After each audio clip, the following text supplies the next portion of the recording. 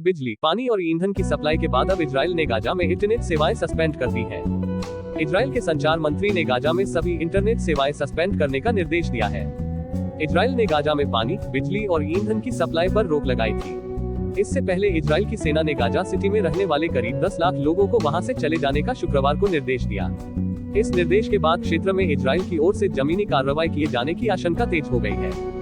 संयुक्त राष्ट्र ने आगाह किया है कि इतनी बड़ी संख्या में लोगों का जान बचाकर भागना घातक साबित हो सकता है। वहीं हमास ने इजरायली सेना के इस निर्देश को खारिज कर दिया और लोगों से अपने घरों में रहने को कहा है। हमास ने शनिवार को इजराइल पर ताबड़तोड़ हवाई हमले किए थे, जिसके जवाब में इजरायली रक्षा बलों IDF ने हमास के मुख्य ठिकानों को निशाना बनाकर कार्रवाई की है। संघर्ष का आज 7वां दिन है। निकासी आदेश में गाजा सिटी का हिस्सा भी आता है।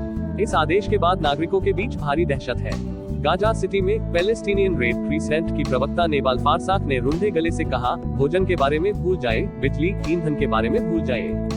इस वक्त की चिंता बस यही है कि क्या आप जिंदा रहने वाले हैं। युद्ध ने पहले ही दोनों पक्षों के 3000 से अधिक लोगों की जान ले ली है और पूरे क्षेत्र में तनाव बढ़ गया है। हाल में इजराइल ने लेबनान के आतंकवादी समूह हिजबुल्लाह पर भी हवाई हमले किए हैं, जिसे देखते हुए व्यापक संघर्ष की आशंका पैदा हो गई है। हालांकि वह सीमा फिलहाल शांत है। पास के देशों में शुक्रवार को जुमे की नमाज के दौरान प्रदर्शन देखने को मिले। यरूशलेम के पुराने शहर में तनाव अपने चरम पर है। पवित्र अल-अक्सा मस्जिद का जिम्मा संभालने वाली इस्लामिक संस्था ने कहा कि इजरायली प्राधिकारी 50 वर्ष से कम उम्र के पुरुषों को प्रवेश नहीं करने दे रहे हैं। इजराइल ने सप्ताहांत के हमले के बाद से गाजा पर लगातार बमबारी की है। हमास के लड़ाकों ने देश के दक्षिणी क्षेत्र में हमला किया और सैकड़ों लोगों का नरसंहार किया। उन्होंने बच्चों और एक संगीत समारोह में शामिल युवाओं की हत्या भी की। हमास ने 150 लोगों को अगवा कर लिया है और उन्हें गाजा ले गए हैं। हमास ने कहा कि गाजा पट्टी पर इजराइल की ओर से की गई भारी बमबारी में 13 बंधकों की मौत हो गई, जिनमें विदेशी भी शामिल हैं। हमास की सैन्य शाखा ने शुक्रवार को एक बयान में कहा कि पिछले 24 घंटों में विभिन्न स्थानों पर 13 लोगों की जान गई है। वहीं इजरायली सेना के प्रवक्ता रियर एडमिरल डैनियल हेगारी ने हवाई हमलों में बंधकों के मारे जाने की खबर को खारिज किया है और अल जजीरा अरबिक से कहा, हमारे पास अपनी सूचना है और हम हमास के झूठ को नहीं मानते। हेगारी ने कहा कि सेना ने उत्तरी गाजा के लोगों से दक्षिण की ओर जाने को कहा है।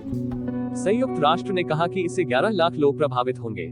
इजराइल ने आरोप लगाया है कि हमास के लड़ाके गाजा सिटी में सुरंगों में छिपे हुए हैं।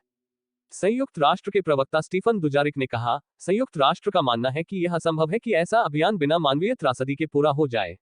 उन्होंने कहा कि इजराइल ने एक व्यापक निकासी आदेश जारी किया है, जिसमें गाजा की आधी आबादी को 24 घंटे के भीतर क्षेत्र के दक्षिण की ओर जाने के लिए कहा गया है।